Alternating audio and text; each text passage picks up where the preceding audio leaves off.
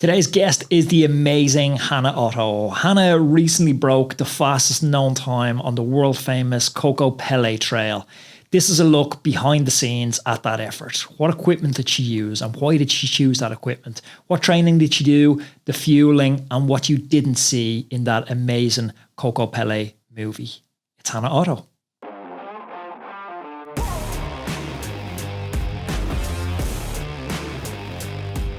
Hannah, welcome back to the Roadman podcast. Yeah, thanks for having me. So you've been busy breaking records since we've chatted last.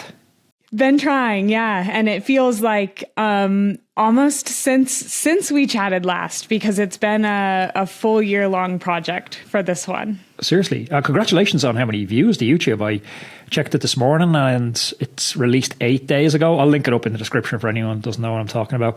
It's this amazing mini documentary, but it's 287,000 views or something when I checked it. And that's 8 days since publishing. So it's pretty viral. Thank you. Yeah, we are so happy and I'm so grateful. It's funny because this project, it started out as just, another record that I'm trying to beat. And because of all the things that I'm sure we'll get into, it ended up being a very personal project. So it's very humbling that people are actually watching, and it feels like a little piece of me in the video for sure. So maybe start out for anyone that doesn't know what the Kokopelli Trail is and give us the background to what it is and why bother attempting this. Yeah, the Kokopelli Trail is a very famous trail. It's a trail that many people have attempted, both men and women, to set the fastest known time on. So it's a pretty well-known route that goes from Moab, Utah to Loma, Colorado. It's 137 miles of mountain bike terrain, and it has 16,000 feet of climbing. And it's very much a mountain biker's route. It has a little bit of everything from chunky descents, chunky climbs with these ledges you have to lift your bike over, hike-a-bike sections, walls, rolling, plains, sand, you name it. So it's a very diverse route. And the previous women's fastest known time was 13 hours and 7 minutes. Oh, that's a big day on the ticket. Because I know I first became aware of it. Two of the lads had a go at it. I think Lachlan and Pete Stetina both had a go at the male record. I couldn't tell you which one of them has it, but I know both of them had YouTube videos on it as well. Yes, yeah. Pete has it currently. So Kurt Refsteiner, Lachlan Morton, Pete Stetina have all owned that male FKT at one point or another. And then for the women, it's gone Rebecca Rush, Kate Boyle, and now me. Woohoo. So what was your preparation like leading into it in terms of, did you recon the course? Did you know what was ahead of you? Yeah, this was by far the longest duration of route that I've ever attempted. I mean, I've ridden more miles on a road or something like that, but 13-hour long effort is by far the longest I've ever done. Before I did this, my longest was around 7 hours. So this was a big jump for me, and I had to treat it accordingly. You're also fully unsupported for this type of effort, which meant I needed to route it on my own. And a lot of it is very remote. There's not necessarily signs out there. So I did pre-ride it. We did a big recon session in last July. So that's why I can say it's been a full year-long project. In July of 2023, we went out, we reconned the trail, we bike packed it in 2 days in order to see what we were getting into. And it was eye-opening. I mean, I knew it was going to be hard, but I became very aware during that bike packing trip that it was going to be even harder than I thought. And so that bike packing mission was not only to see the terrain, not only to physically learn the turns of the route, but it also allowed me to begin to mentally prepare more properly. And other more objective things, like I needed to know where I would stop to filter water, and what all I would need to carry across that long of an effort. Is the GPX file pretty agreed upon? Because I know I've played around with an FTK here, FKT here in Ireland, and there's just a few different sections in it that you could literally go 10 meters past the single trail section and there's a gravel path. And you're like, depending if you take the gravel path or the single trail, like there's a 25 to 30 minute difference coming out the far end of those two sections. So it's not an agreed upon route. Do you have like a lockdown GPX file that is the official route? Yeah, so there's yes, exactly. There's a GPX file. I think like I just took it off of Strava from the previous holder. I used Kate's GPX file and just followed that for the route. But, you know, when you submit for the record, you have to submit both the Strava segment that holds the record and also the GPX file. So it's pretty well agreed upon. And how did you think about pacing it? Did you just approach it like it's a 13-hour time trial and try and have a kind of a linear distribution? That would be the most ideal way to pace it. It's a tricky one, though, because since it is mountain biking, there's a lot of variety across the terrain. And so holding one power output across some of this really rugged, undulating terrain is quite difficult. There's sections where your power profile is just so erratic and these massive spikes that you need to like hop up on these, 6-inch ledges over and over and over. And then, of course, dropping back down them, you're not pedaling. So to try and actually get a consistent power output across that is near impossible. So it makes pacing really tricky. So when we attempted this, or when we laid this out, we looked at it in segments. And the two main segments that you really could pace is you start out of the gate with about a 6,000 foot climb. It's about 3 hours. That's brutal. At like 5 a.m. or something. At 5 a.m. And it's also very tricky that's right out of the gate because you're carrying everything. So you're pretty weighed down as well at that start because you haven't eaten any of your food. You haven't drank any water. It's the heaviest you're going to be all day when you start that climb. And that's about 3 hours. So I could set a pace for that. And then at around mile 80, there's a 30 to 40 mile stretch that's pretty darn flat. And so I could have a very set wattage and pace for that as well. And everything in between, I couldn't really use power as a metric. And instead, what I did was I used the previous FKT times.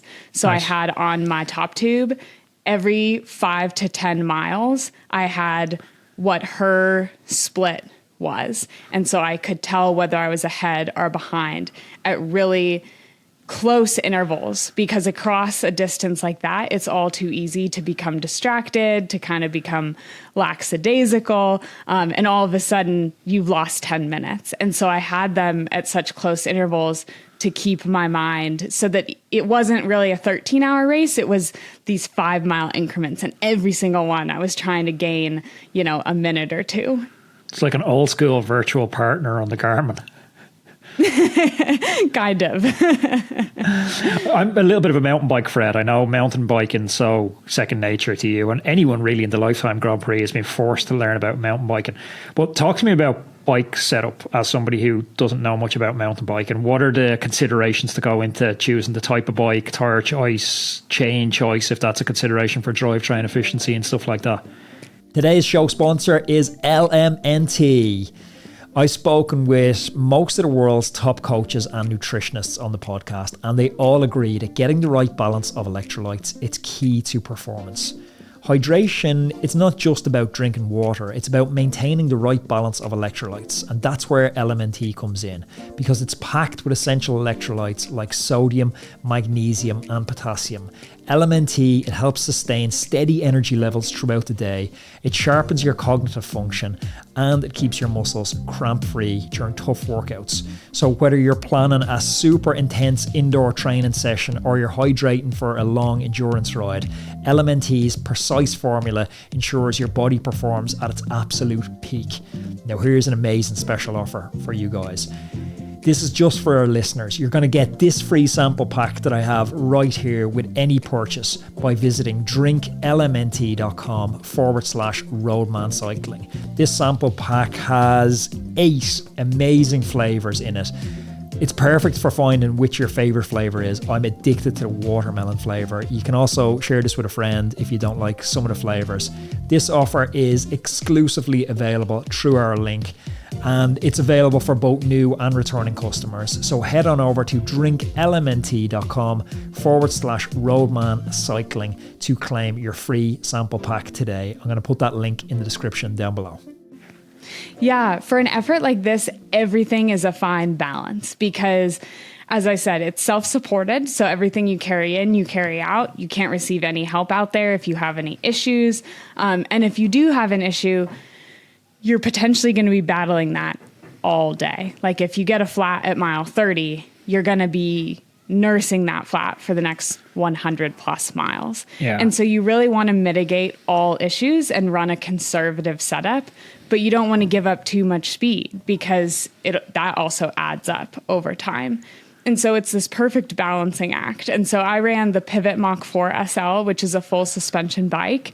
But I ran it in what they call World Cup mode. So I had 100 millimeters in the fork suspension and 95 in the rear. So a small suspension setting that keeps it light, keeps it nimble, but still one is it I think you definitely need it. It is pretty chunky out there, but it also gives my body reprieve. I don't get too beat up because I am getting that cushion. My back's not getting beat up, my forearms, my hands. And then with tires, I'm running a very fast rolling tread. I ran the Kenda Rush SCT 2.4, which is a very fast rolling tread, but I ran them at a little bit higher pressure than I normally would to try and mitigate the chances of having a flat. I also ran an insert in the rear, again, just to really give myself the best possible chance of having no issues out there. Why only the rear? Why only the rear for the insert? Yeah, because the rear is where the most of your weight is. And so the insert helps it so that you're not hitting rim, you're not bottoming out that tire and potentially causing a flat that way. And since most of your weight is on the rear of the bike, that's the one that you're most likely to have that happen with. So that's why I ran it in the rear. Is there much of a rolling resistance penalty to having an insert? Not too much, but it is a little bit extra weight.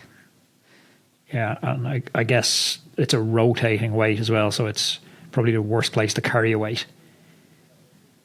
It is pretty minimal, but cyclists, we're all kind of weight weenies. So yeah, getting into the nitty gritty for sure.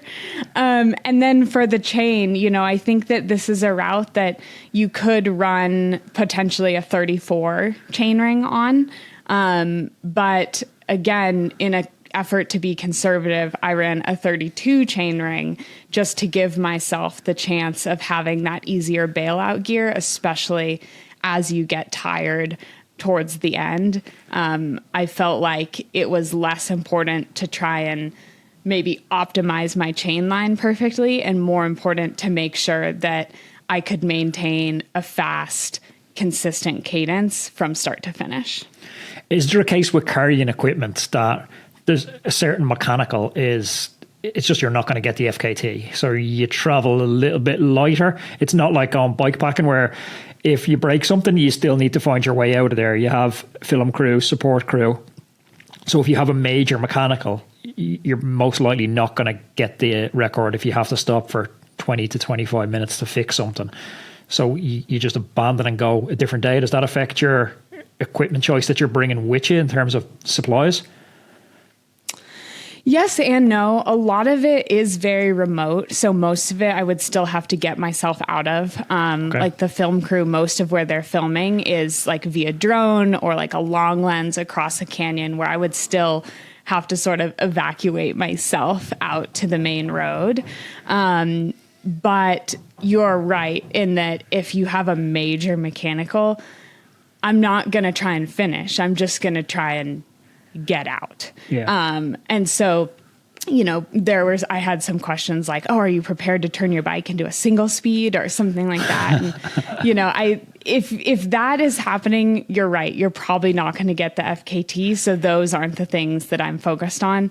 I'm more focused on, I carried a lot around, the chance of having a flat, because I felt like that was something that if it happens, you can still survive it, but you could end up nursing it all day. So I had a mini pump, 3 CO2s, 2 tubes, and multiple tire plugs. Nice. And you didn't drink very much water from what I've seen in the first half of the effort anyway. What's going down with that? Was it just the day and kind of overcome by, being focused on the effort, or did you have stomach issues? So I had to try it twice. I had to go for this attempt 2 times. And in the first attempt, this is a spoiler alert for the video for anyone who hasn't seen it. But in the first attempt, a huge storm rolled in. So as you mentioned, I'm a part of the Grand Prix. I'm a racer first. And so being that this is an effort that is the longest thing I've ever done, I wanted to do it at the end of my season because I didn't know how my body would recover from it. And so we decided to do it in the end of October, which, given the fact that the record was originally set in November, it seemed realistic, but the weather changes. It's different every year. And so we originally planned for October 30th, but a huge storm was coming in. And so last minute, we changed it to October 29th. And at first glance, it seemed like it was all going to work out. It was about 35 degrees in Moab at 5 a.m. when I started, and I began to climb up the mountain. And halfway up, I became aware that the storm had rolled in at higher elevations. And so halfway up that climb, I hit snow. I was riding at some points in 2 to 3 inches of snow. And you're not dressed for snow as well, as the thing. You're dressed for a record attempt. Very much not so. Yes. I was wearing arm warmers, leg warmers, and a wind jacket, and that was it. And temperatures began to drop. Maybe you could help me with the Fahrenheit to Celsius conversion, but it was 35 in Moab, and then began to drop significantly, where at the top the actual temperature was 17 degrees and there was a 20 to 25 mile per hour wind. And so the real feel, or the wind chill, was in single digits. So everything I had froze. So all of my water in that first attempt completely froze over, and it didn't re-thaw for 4.5 hours. And my only water stop on the day was about 5.5 hours in. And so by the time it froze at 4.5 hours, I didn't have enough time in that 1 hour period to drink all of the fluids that I had brought. And so when I came up on that water stop, that also meant I wasn't able to refill it, because I only had my pack and my bottle, and if it was full, it was full. And so that meant that since I couldn't refill it, I didn't have the chance to really get more. And so in that first attempt, I ended up doing about 13 plus hours of riding on just over 2.5 liters. And you talked about you had the time splits on your top tube. So you're looking at the time splits. The temperature is, it's sub-zero for anyone in Celsius. It's pretty Baltic out there. You're not drinking. Are you still splitting well for the first half of that effort? We are so excited to announce that we are partnering with Whoop. Whoop are changing the game when it comes to wearable technology and health monitoring.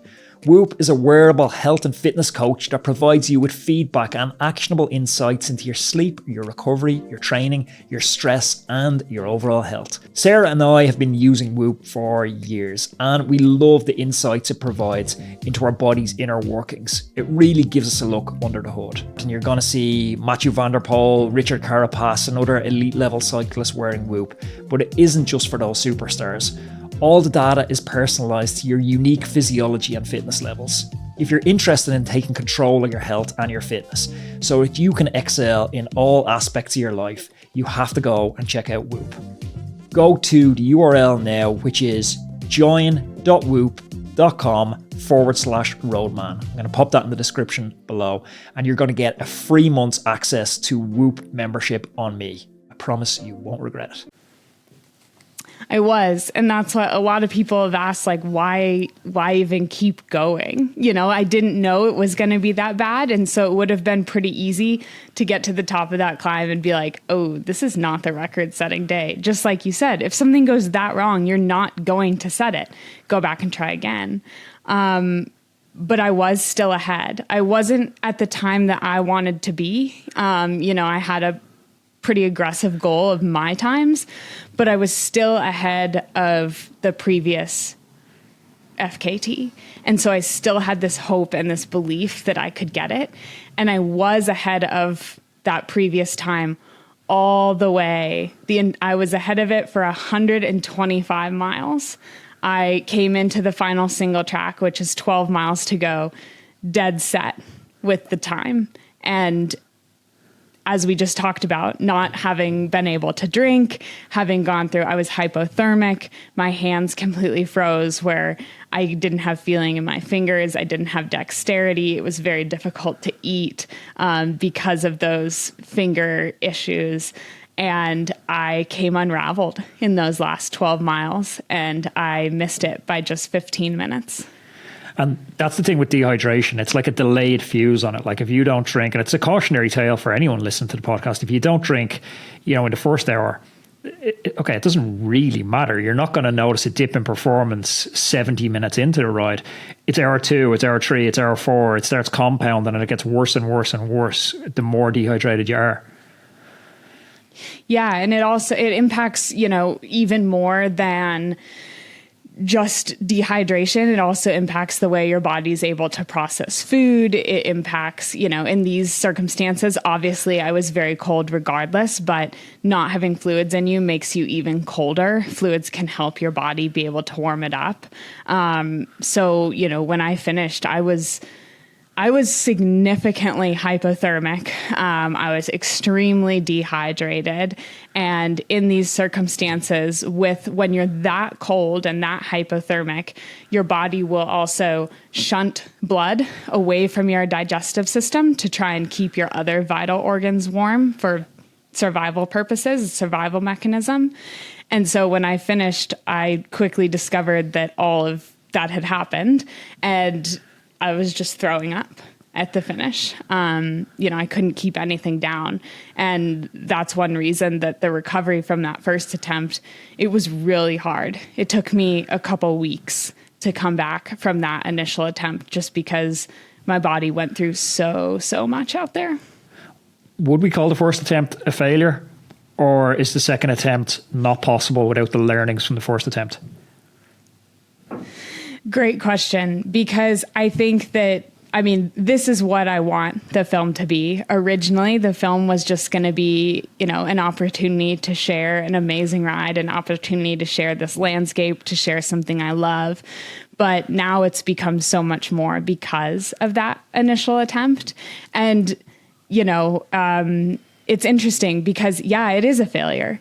I failed. I objectively failed, but my opinion of that word has completely changed in this process. I don't view the word failure anymore with this negative connotation. When I first finished, I said it negatively. I failed. It was a disappointment. But as time has gone on, I've realized what that failure gave me, and it's actually such a positive thing, because it made me so much stronger. And I didn't really realize it until several weeks later when I started to put everything in the context of that ride. And I started noticing that my mind would compare everything to that ride. And nothing seemed quite as hard after that attempt. And so every time I would go for training, every time, even in life, I would encounter something that felt overwhelming or too challenging, I would think of that day on the bike, which is by far the hardest thing I have ever done. And I would think, compared to that first attempt, this is nothing. And it gave me this superpower to all of a sudden realize just how far and how deep I could go, because until I went there, I had no idea. But you notice that benchmarking is super powerful. I've had podcast guests talking about this where they've undergone these horrific experiences, and now you can benchmark future experiences against this. But we'll also all have that experience of seeing somebody absolutely freaking out, and you're like, chill, it's not that bad. Like, you know, they scratched their car, and there's this rich kid scratches their car and they're absolutely freaking out. But they've had such a privileged life that's actually the worst thing that's ever happened to them in their entire life. And, you know, I see this with new racers all the time and friends that are coming into the club. They'll slide out in a crit on a Cat 4 crit, and they'll have a small bit of road rash. And, you know, they'll be treating it like they've been in a car wreck because it's the worst accident they've ever had in their entire lives, where, you know, how many times have you slid out over your entire life? Probably hundreds. And, you know, you've nursed that road rash. So you just go, it's a road rash. It's not that bad in comparison to my previous experiences. So I think those benchmark experiences in life are really, really important. It's everything. And that's something, you know, I find that the human experience is to compare, for better or for worse. We are constantly comparing our experiences to other experiences. Even, you know, oh, well, I can win this race because I've won other races, or I can finish this because I've done something similar, or on the mountain bike, I can do this drop because I've done a drop that was almost this tall, right? Yeah. Like, we always gauge our ability based on things that we've previously done. There's a cool tradition in Japanese culture. Someone will correct me in the comments below, but I think it's called Masagi, where once a year they encourage people to take on epic adventure. And I think the qualification for it is it should be something that's as likely that you'll finish as you won't finish. So to toss it a coin if you'll finish this or something. Basically the idea is to broaden your horizons and stretch what you think is possible each year. I love that. That's fantastic, because I think that is, I think in society, you know, like you said, is this a failure? I think we live a life that is so afraid of failure that sometimes we never actually see how far we can go because we stop ourselves before we have the chance to fail. And if we always cut it short, we never see if we can overcome. And so that's also another reason I'm really thankful I didn't stop in that attempt, because, yeah, at the end, I missed the time. And so whether I had quit or whether I had finished, it was the same outcome in terms of the fact that I didn't get the record. But by finishing and by pushing myself that far, all of a sudden I uncovered, all of those times before that I thought that I, quote unquote, went as hard as I could, I wasn't even close. I had so much more inside of me.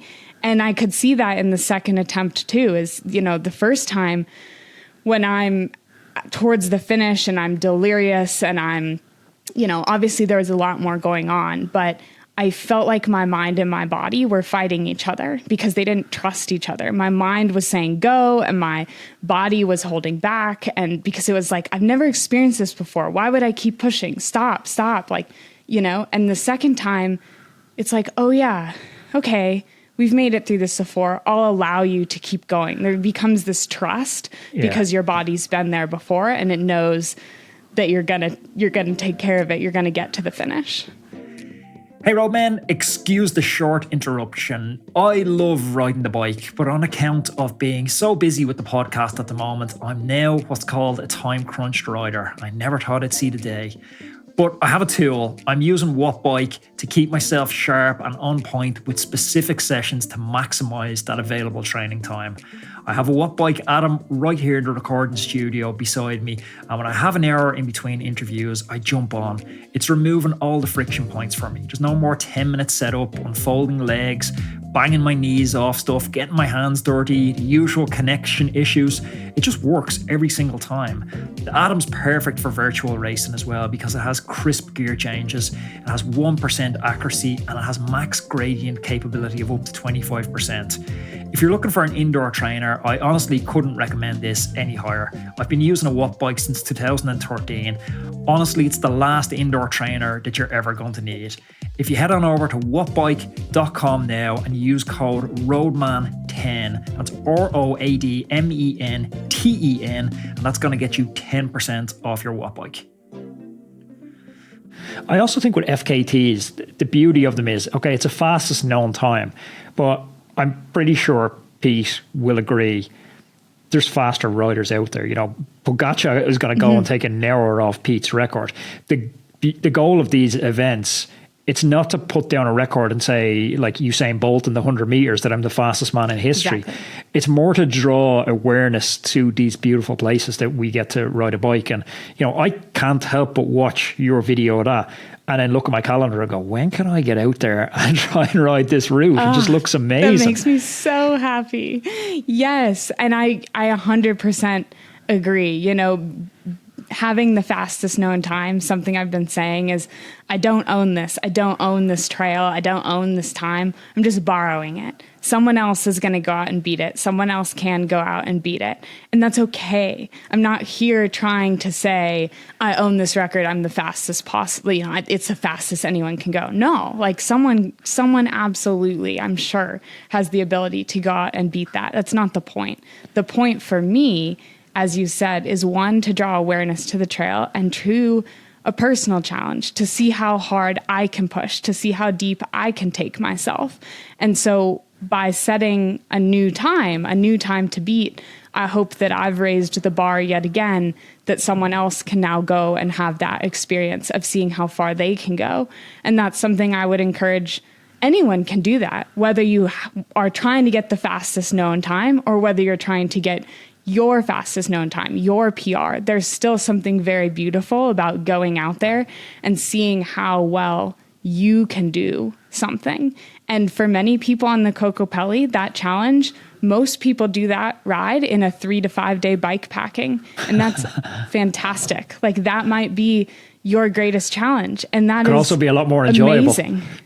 Yeah. And I think that's the other side too, is, you know, there's a big debate on whether film crews should or shouldn't be allowed in these type of things. And again, that's fine. You know, I'm not here to have my name in a record book. That's not the ultimate goal, but I'm so, so grateful for that film crew because it's their work and their skill set that allows, you know, me to now be able to share this video with people. And like you said, get people out there, get people excited, because it's a very remote trail and a lot of people will either never have the chance or maybe they don't have the ability to get out there. And I still want people to be able to see these landscapes and feel in awe of the world that we live in.